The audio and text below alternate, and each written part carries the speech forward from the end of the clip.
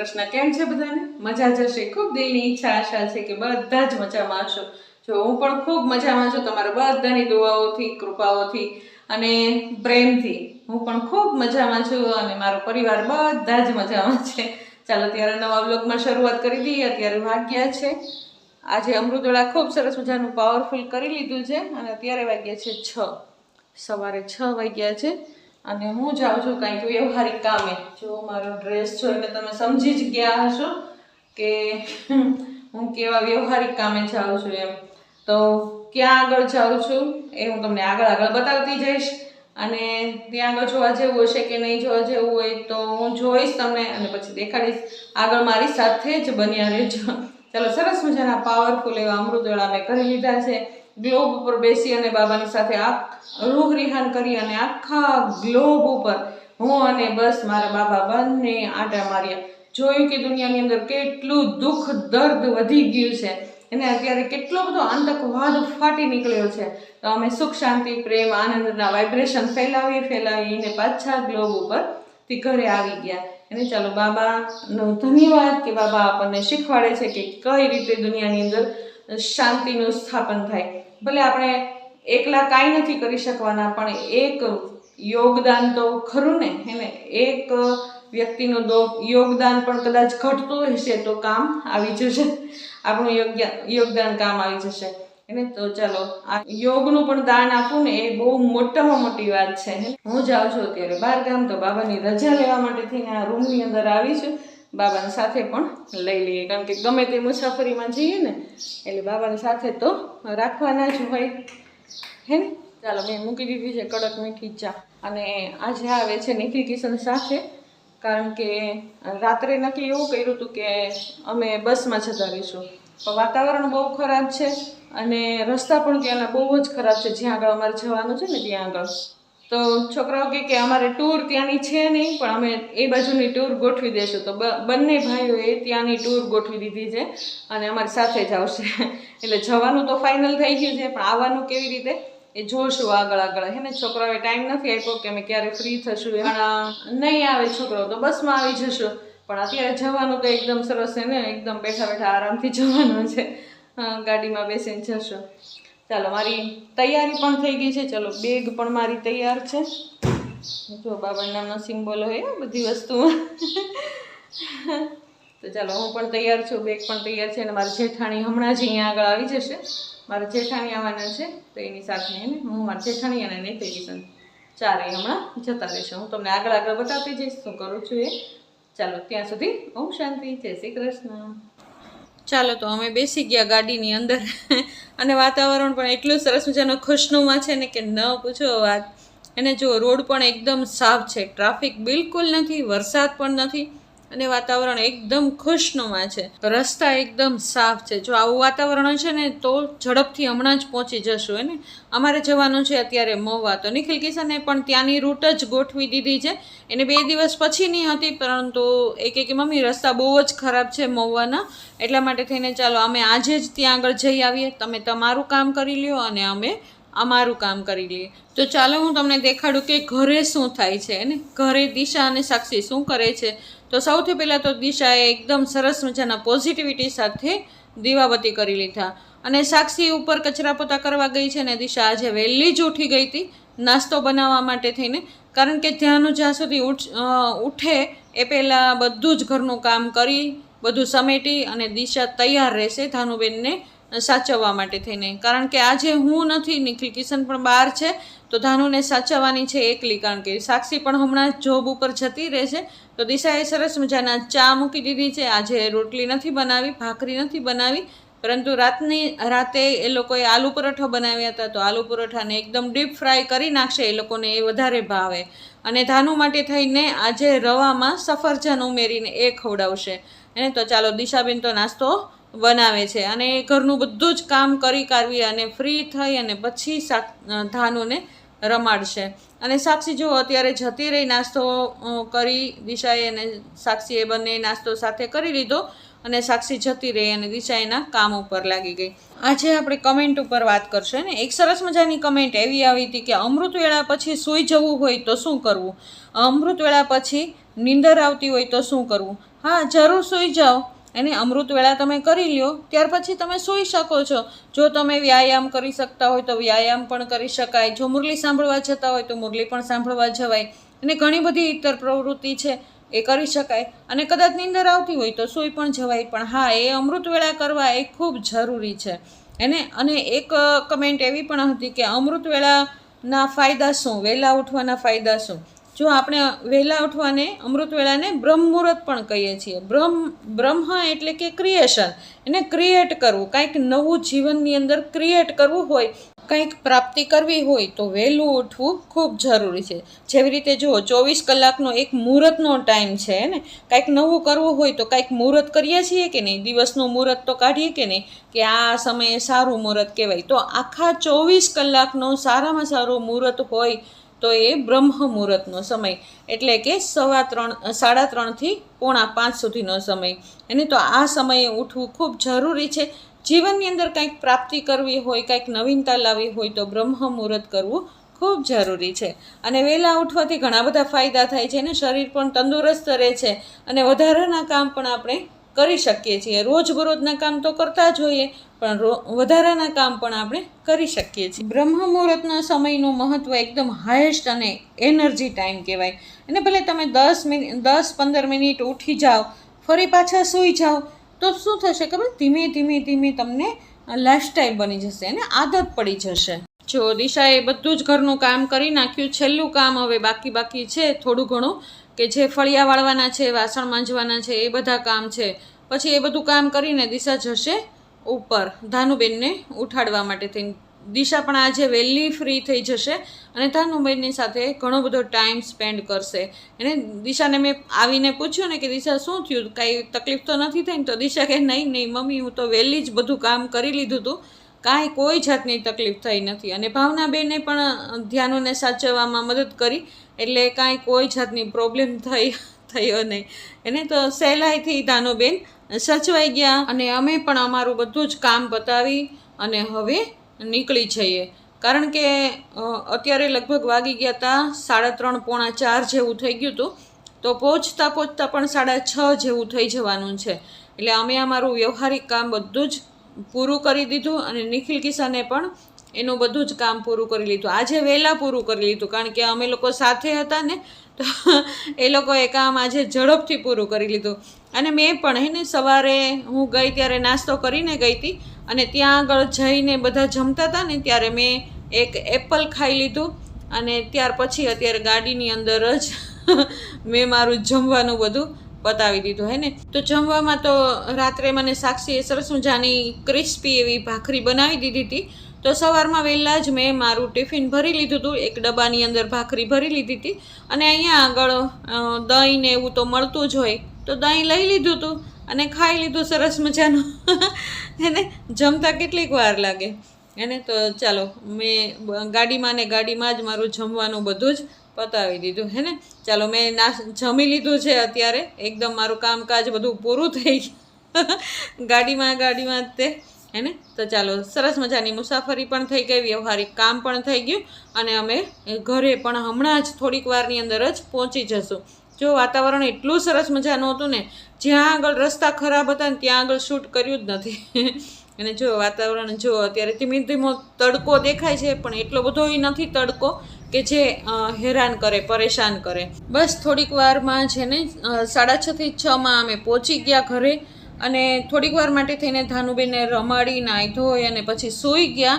તો છેક પછી રાત્રે જ્યારે જમવાનું થઈ ગયું ને, સાક્ષીએ પરાણે ઉઠાડીને થોડું ઘણું જમ્યા અને પાછા સૂઈ ગયા. તો છેક સવારે 3:30 વાગે અમૃત વેળાએ જ ઉઠ્યા. તો પોઝિટિવિટી સાથે નવા દિવસની શરૂઆત થઈ ગઈ. અને દિશાબેને સરસ મજાના દીવાબત્તી પણ કરી લીધા. મેં પણ મારો દિનચર્યા જેવી રીતે ચાલે એમ સવારે 3:30 વાગ્યે ઉઠી અને અમૃત વેળા કરી, કારવી, મુરલી સાંભળી અને હું પણ ફ્રી થઈ ગઈ. ચાલો દિશાબેન નાસ્તો બનાવે છે અને કડક મીઠી એવી ચા બનાવી લીધી. ધાનુબેન માટે પણ નાસ્તો બનાવે છે અને ધીમે ધીમે દિનચર્યાની શરૂઆત થાય છે. આજે જવાનું છે નિખિલ કિશનને બહાર આજે પણ જવાનું છે. કાલે એ લોકો ગયા હતા મહુવા, આજે જવાનું છે બોટાદ. તો દિશાબેને સરસ મજાની કડક એવી ક્રિસ્પી એવી ભાખરી બનાવવાની શરૂઆત કરી દીધી અને બંને તાવડી માંડી દીધી છે અને હમણાં જ બધી ભાખરી બની જશે. અને ચાલો નિખિલ કિશન પણ નીચે આવી ગયા છે અત્યારે અને એ લોકો બંને નાસ્તો હમણાં જ ફટાફટ કરી અને એ લોકો પણ નીકળી જશે. અને એના માટે પણ એની બેગ તૈયાર કરી દીધી છે દિશાએ. પાણી બાણી આ તે જે એ લોકોને કાંઈ લઈ જવાનું હોય નાસ્તો વાસ્તો એ બધું જ દિશાએ તૈયાર કરી દીધું છે અને એ લોકો હમણાં જ નીકળી જશે. એને હું નિખિલ કિશનને કહેતી હતી તમારી ડ્યુટી ખરેખર ટફ છે, કારણ કે કેવો વરસાદ હોય તડકો હોય છતાં પણ એ લોકોએ જવાનું હોય. જો બંને ભાઈઓ સાથે જતા હોય ને તો ગાડી લઈને જતા હોય ને અલગ અલગ ગામમાં જતા હોય તો બંને અલગ અલગ બાઇક લઈને જતા હોય. તો એ બંને ભાઈઓ સાથે નીકળી ગયા અને સાક્ષી દિશા બેસી ગયા છે નાસ્તો કરવા. હમણાં સાક્ષી પણ જતી રહેશે. દિશાબેને મસ્ત એવું કિચન આપણને સાફ કરીને આપી દીધું છે. તો ચાલો હવે રસોઈની શરૂઆત કરીએ. ઓમ શાંતિ, જય શ્રી કૃષ્ણ. કેમ છે બધાને? મજા જશે. ખૂબ દિલની ઈચ્છા આશા છે કે બધા જ મજામાં છો. જો હું પણ ખૂબ મજામાં છું અને મારો પરિવાર પણ બધા જ મજામાં છે. તમારી દુઆઓ જ એટલી બધી આવે છે ને કે મજા ન હોય ને તો પણ મજા આવી છે એને. તો ચાલો આજ નવા દિવસે નવા વ્લોગની શરૂઆત કરી દઈએ. જો કે આ જ વ્લોગ એક જ વ્લોગ કાલનો વ્લોગ પણ હતો. કાલ હતી 12 તારીખ અને સોમવાર અને આજે છે 13 તારીખ અને મંગળવાર. એને તો એક જ વ્લોગની અંદર 2 દિવસનો મેં તમને શૂટ બતાવી દીધું છે, વ્લોગ બનાવી દીધો છે. અને આજના વ્લોગની અંદર ખાલી ને ખાલી હું બાબાનો ભોગ જ બતાવીશ ને. કાલે આપણે આખો જોઈને આવ્યા ને, કાલના દિવસનું શું કર્યું એ જોઈને, એટલે 2 દિવસનો એક વ્લોગ આજે બનાવશો ને. કાલનો વ્લોગ કાલે નથી મૂકાણો તો માફી એને. એના માટે થઈને થોડીક તબિયત પણ નરમ ગરમ હતી અને બીજું કે એડિટિંગ કરવાનો સમય મળ્યો નહીં. કાલે અમે 12 ગામ ગયા હતા તો આવીને ખૂબ મોડું થઈ ગયું હતું એટલા માટે થઈને કાંઈ બતાવાયું નહીં. તો આજે નવા દિવસે નવી શરૂઆત કરી દઈએ. આજે હું તમને બધું જ બતાવીશ હે ને. તો કાલે એવું થયું કે સાથે હું મારા માટે થઈને કાલે અમારા બહુ અંગત એવા વ્યક્તિનું શરીર છોડી દીધું હતું એટલા માટે એની વિધિ હતી. તો અમારે ત્યાં આગળ ફરજિયાત જવું પડે એમાં જ હતું. તો અમે ત્યાં આગળ ગયા હતા. તમે જોયું ને હું ને મારા જેઠાણી ત્યાં આગળ અમારા ઘણા બધા સંબંધીઓ બધા ભેગા થઈ ગયા હતા પણ અમે ગાડીમાં એવી રીતે ગયા હતા. ત્યાં આગળ તો કાલે તો બધું વધારે કાંઈ દેખાણું નહીં પણ હું મારી સાથે લઈ ગઈ હતી ભાખરી અને થોડીક વસ્તુ એને. તો મેં ગાડીમાં તે બેસીને ખાઈ લીધું હતું અને બાબાને ત્યાં ને ત્યાં જ મેં મારું ભોગ ધરાવી દીધું હતું અને મેં ખાઈ લીધું હતું.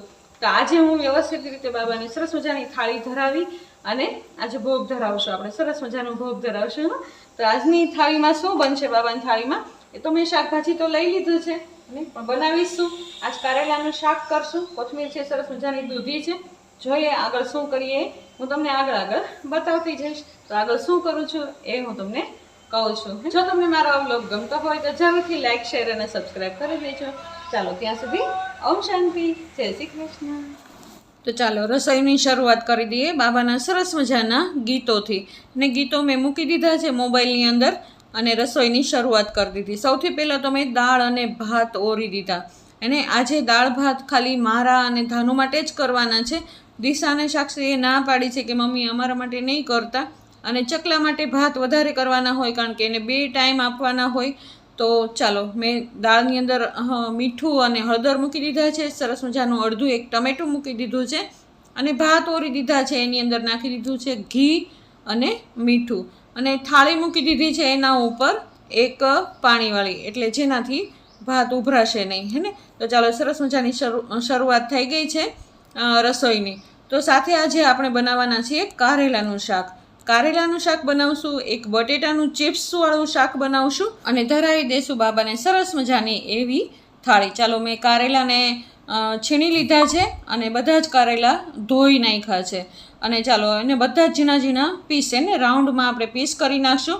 અને મોટા, કારણ કે કારેલા મોટા છે ને એટલે એની અંદર બી પણ હશે તો એ બી માટે થઈને આપણે યુક્તિ કરશું. એક કારેલામાંથી એક પીસમાંથી આપણે કારેલા કાઢશું ને તો બહુ જ વાર લાગે. તો એની અંદર આપણે નાખી દઈશું હળદર અને મીઠું અને એકદમ મિક્સ કરી અને આપણે એને થોડીક વાર માટે થઈને રેસ્ટ કરવા મૂકી દઈશું.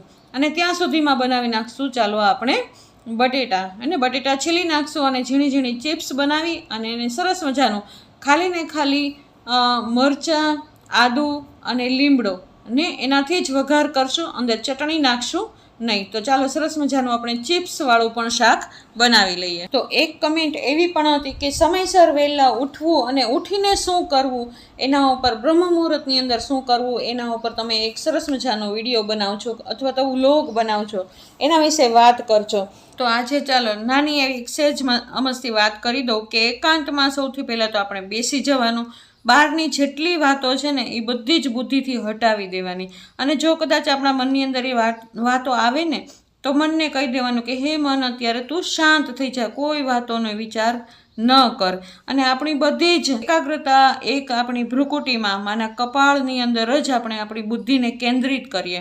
અને આપણે જોઈએ કે એક પોઈન્ટ ઓફ લાઇટ એને એક ખૂબ સરસ મજાનો એક સિતારો, એટલે કે હું એક આત્મા છું. પોઈન્ટ ઓફ લાઇટ એટલે કે શરીરનો માલિક, ખૂબ શક્તિશાળી, એને પોતાને યાદ અપાવીએ કે હું એક માસ્ટર સર્વશક્તિવાન છું, હું એક માસ્ટર સર્વશક્તિવાન છું. પરમાત્મા શિવ એ સર્વશક્તિવાન છે અને હું એમનું બાળક માસ્ટર સર્વશક્તિવાન છું. આ કહેતા કહેતા આપણે પોતાની ચારો ઓર એક ઓરો બનાવી દઈએ. અને હવે આપણે પછી પૂરી રીતે પરમાત્મા સુરક્ષા કવચની અંદર છીએ એવો આપણે અનુભવ કરીએ. પછી ધીમે ધીમે ધીમે ઉપર જોઈએ ને, સર્વશક્તિવાનની બધી જ કિરણો મારી ઉપર વરસાદની જેમ વરસે છે. અને પરમાત્માની લાલ પ્રકાશની કિરણો મારી ઉપર ધીમે ધીમે ધીમે વરસે છે. અને આ લાલ કિરણો મારી અંદર સમાય છે, સમાય છે, સમાય છે અને મારા અંગ પ્રત્યંગની અંદર ફેલાય છે. આ લાલ કિરણો મારી અંદરથી નીકળી અને દૂર દૂર સુધી ફેલાય છે. અને આપણા ઘરમાં પણ રહેલા દરેક વ્યક્તિ સુધી આ કિરણો પહોંચી અને શક્તિનો વરસાદ કરે છે. પરમાત્માની દ્રષ્ટિ મારા બધા જ ઘરના સભ્યો ઉપર પડે છે એવો અનુભવ કરવાનો. અને તે પણ એકદમ તેજોમય પ્રકાશ આખા ઘરમાં ફેલાય છે. આ પ્રકાશ ઘરમાંથી પૂરા શહેરમાં ફેલાય અને શહેરમાંથી પૂરા દેશમાં ફેલાય છે અને પૂરા દેશમાંથી પૂરા વિશ્વમાં ફેલાય છે. અને મારું ઘર એકદમ લાઇટ હાઉસ, માઇટ હાઉસ બની ગયું છે. આ અભ્યાસ આપણે રોજ કરવાનો. તો શું થશે ખબર છે? આપણું ઘર એકદમ ચાર્જ થઈ જશે. અને જો આ 7 દિવસ કરશો ને તો એકદમ ચમત્કાર જ થઈ જશે. અને આવા તો ઘણા બધા અભ્યાસ હોય, આ તો એક જ અભ્યાસ છે. આવા અલગ અલગ અલગ અલગ કેટલા બધા અભ્યાસ હોય અને એ રોજ કરવાના. અને જો 7 દિવસના આપણે પ્રયોગ કરીએ ને એટલે આપણા ઘરની અંદર પણ એકદમ પોઝિટિવિટી ફેલાઈ જાય. ચાલો ત્યારે આપણી રસોઈ પણ થાય છે, સાથે સાથે બટેટાનું શાક એકદમ સરસ મજાનું તૈયાર થઈ ગયું.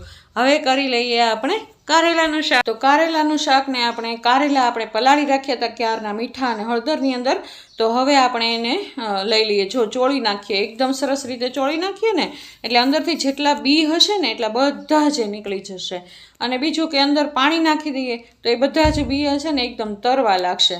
અને જો બધા નીકળી ગયા ને બધા બિયા, હે ને, તો આવી રીતે અંદરથી બધું જ જેટલું પાણી છે ને એટલું બહાર કાઢી નાખીએ. આ પાણી ખૂબ ગુણકારી હોય, એને પી શકાય, પણ એ બહુ જ કડવું હોય એટલા માટે એ પીવું નથી, એને ફેંકી દીધું.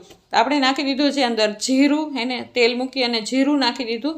લીલા મરચાં નાખી દીધા છે, એકદમ મરચી તીખા મરચાં નાખ્યા છે અને લીમડો નાખ્યો છે. ચાલો વઘારી નાખ્યું સરસ મજાનું શાક. જો કારેલાનો કલર એકદમ સરસ મજાનો આવી ગયો ને, હળદરમાં પલાળ્યા હતા ને એટલે બહુ હળદર કાંઈ નાખવાની જરૂર નથી. તો હળદર અને મીઠાની અંદર આપણે સહેજ મસ્તા ચોળવી લઈએ અત્યારે તો. અને ઉપર થાળી મૂકી દઈએ અને ઉપર મૂકી દઈએ પાણી.